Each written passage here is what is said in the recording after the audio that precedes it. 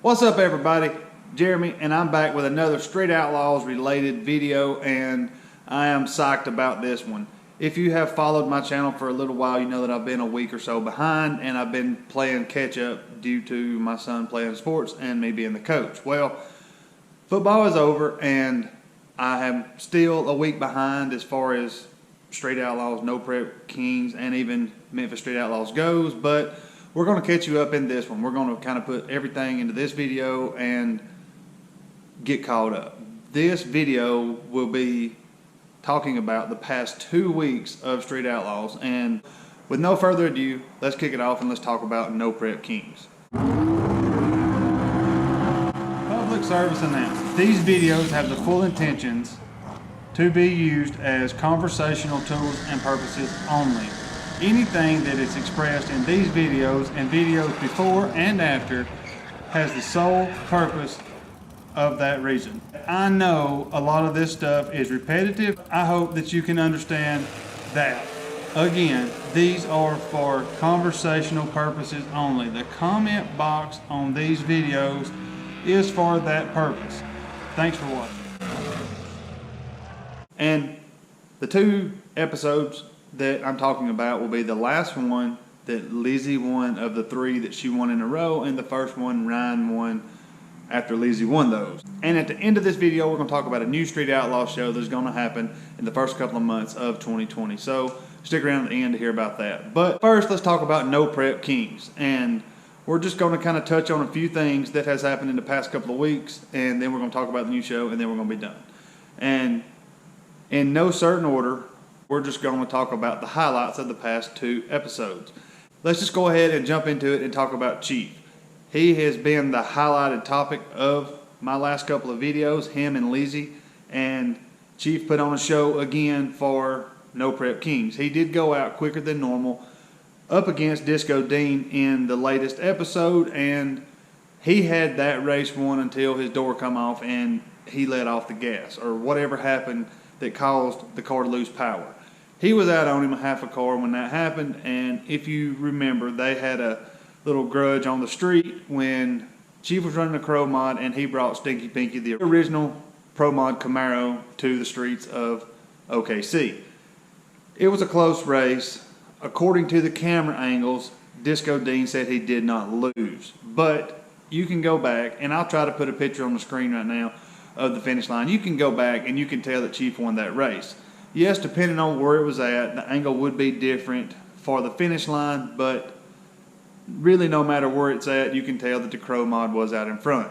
When we're talking about a lot of money on the line, I can see where you would want to be picky, and if you could have an argument to make you not have to give up your money, I can see that. But at the end of the racetrack, talking about Disko Dean, he had something smart aleck to say to Chief about, you know, we're going to put that behind us and we'll start on a new one or something along those lines, but I thought it was cocky, and 9 out of 10 times the Crow will win that race. The next thing I want to talk about is kind of another obvious thing, and that is the fight between Bobby Ducote and Larry Larson. And I am a big Larry Larson fan. I think anybody that is into drag racing is a Larson fan. I think Bobby Ducote was a lot cooler when he had the Maverick. Him and Kai, real good buddies. They are both racing 3rd gen General Motors cars. I mean, he's got a Firebird and the Shocker's a Camaro. I am on Bobby's side 100% on this.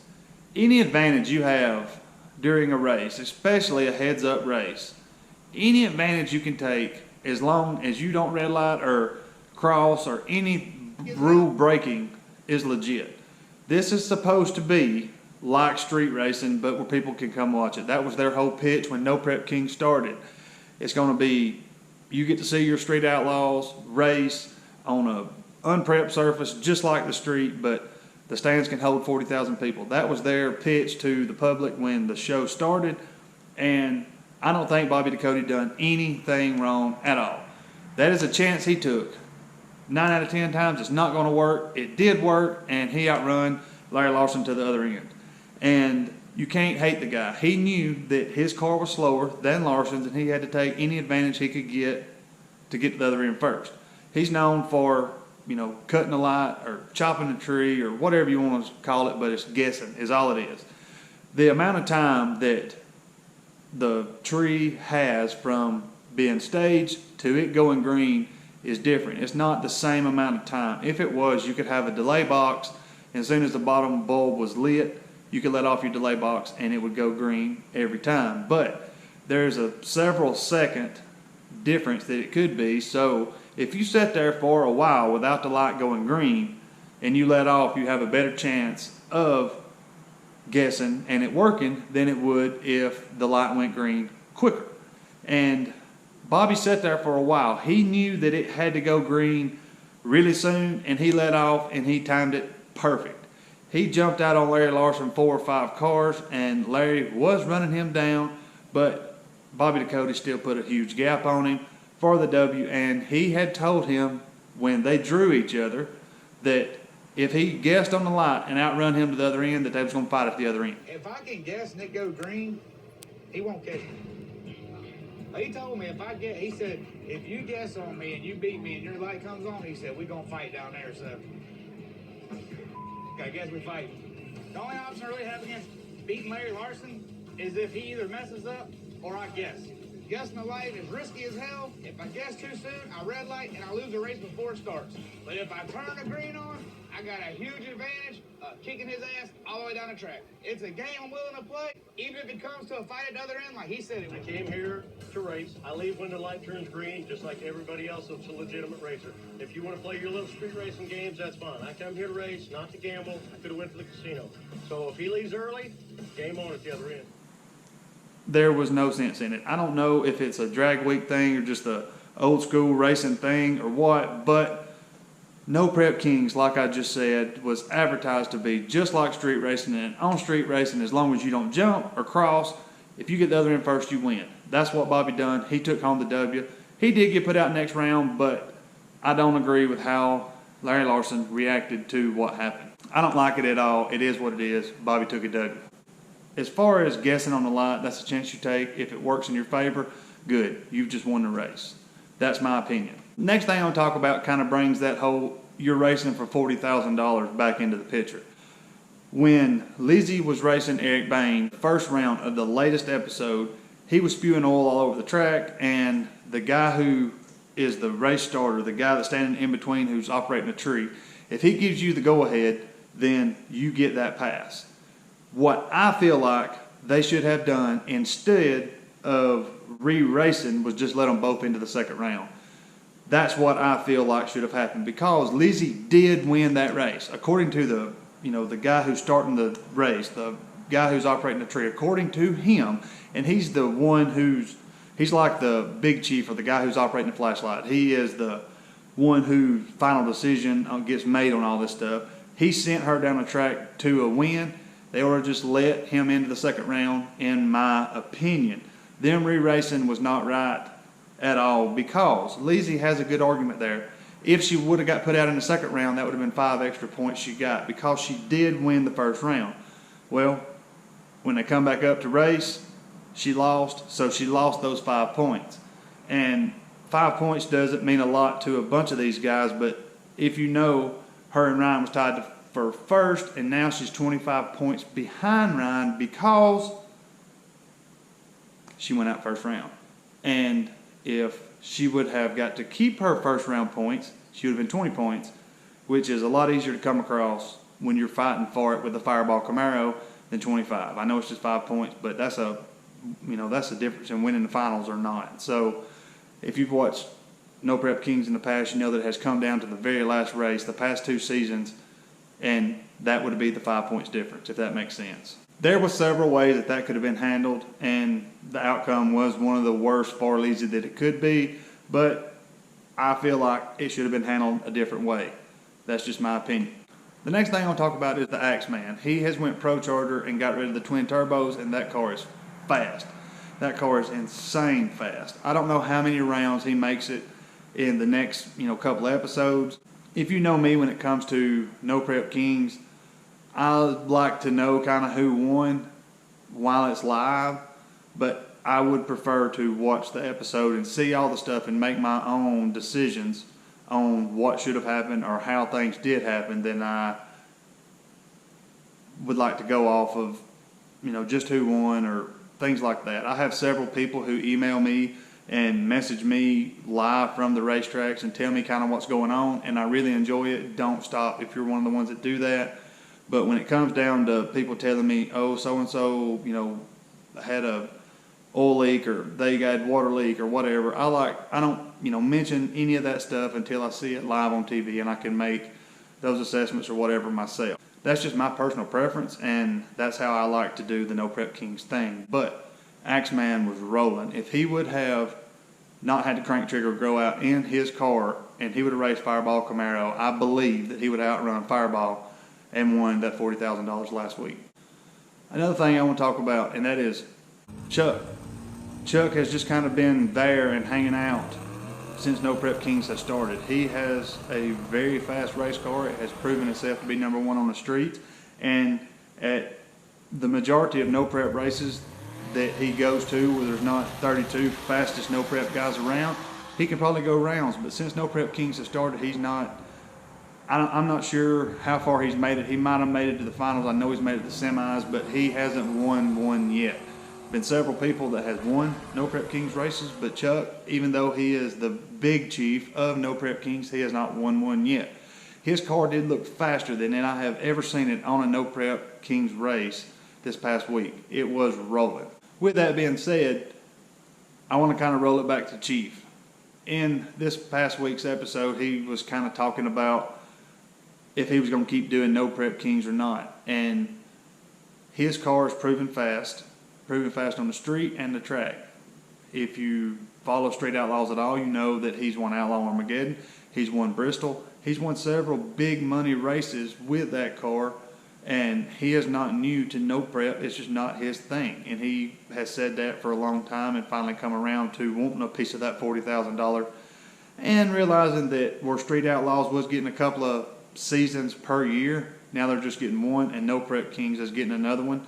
He's losing a lot of money by not going to these races. And if you follow No Prep Kings or Chief, you know that he does end up winning a No Prep Kings race this year. We'll talk about that more when it happens, but him and Ryan Martin was talking, in between rounds of this past race, and Ryan Martin told him that he did have a competitive car and it was probably in the top 10 of the ones that was there. And I fully agree with that assessment. If not, I think that he was light on it. I think that Chief's car is faster than the top 10. I think he would be in the top 6 or 7 fastest guys on the No Prep King circuit. I think there is cars faster than him, and there's cars that are more consistently faster than him. And I'm not going to go into the ones that I'm talking about, but there is several. It just all depends on the tune you have, whether the track will hold it, and what round it is to decide who's the fastest guy on that day. Fireball Camaro is consistently the fastest guy there. He has won more No Prep Kings races than anybody and has not taken home a championship yet. With that being said, I want to roll right into something else. No Prep Kings Season 3 winner is going to be Ryan Martin. He does finally take home a W for the whole season and win that $100,000. On top of that, if you haven't followed it, Lizzie does not do very well from here on out. I don't know if she quits or just, I don't know what happens, but she ends up being not even in the top 5 in points. Kai Kelly ends up coming in second, if I'm not mistaken. If it's not him or Scooter one does. And Ryan Martin does finally get to take home the W for a No Prep Kings, season race. So props to Ryan Martin and the Fireball Camaro. He's proven fast, probably one of the most expensive cars out there. He is talking about buying or building another car for the street or for No Prep Kings, one of the two. He is going to have 2 cars in the fleet of the Fireball camp. If you follow him, you know that he's got several already, but he's going to build another Fireball Camaro and have one for the street and one for No Prep Kings.